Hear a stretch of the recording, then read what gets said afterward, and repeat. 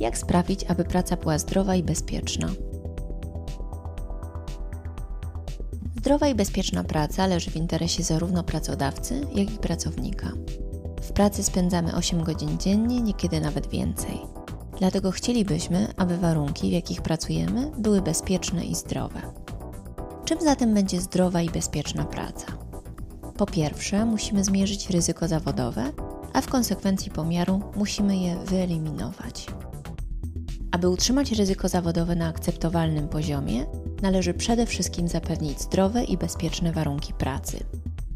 Przez warunki pracy rozumiemy pomieszczenia pracy wraz z całą infrastrukturą, która się w nich znajduje. Kolejna rzecz to maszyny i urządzenia, nie tylko te przemysłowe, ale także te najbardziej pospolite, typu komputer lub telefon komórkowy. Są to także samochody służbowe. I na koniec coś, co jest niezmiernie istotne, czyli zdrowe i bezpieczne zachowania pracowników.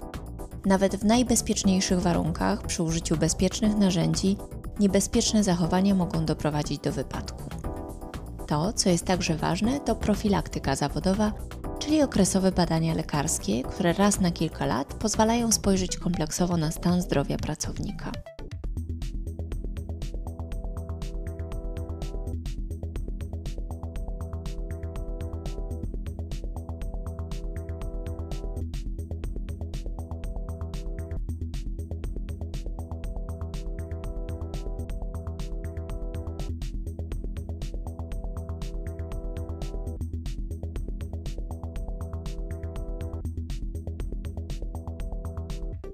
Wymienione elementy mają wpływ na poziom ryzyka zawodowego.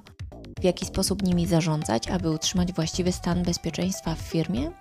Spróbujmy wyjaśnić to na podstawie tzw. piramidy bezpieczeństwa. Czym jest piramida bezpieczeństwa? Statystycznie rzecz biorąc, stwierdzono, że istnieje pewna stała proporcja między ilością drobnych, niebezpiecznych sytuacji, tzw. zdarzeń potencjalnie wypadkowych, a ilością incydentów i wypadków przy pracy.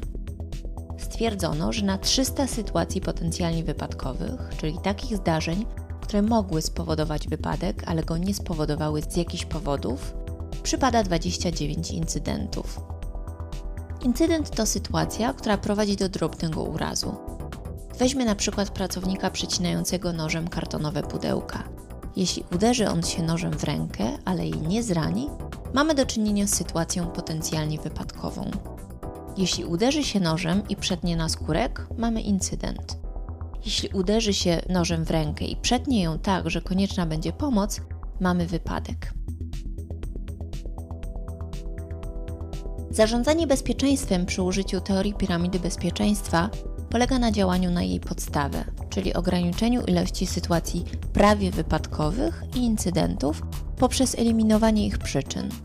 Rezultatem powinna być mniejsza ilość wypadków przy pracy.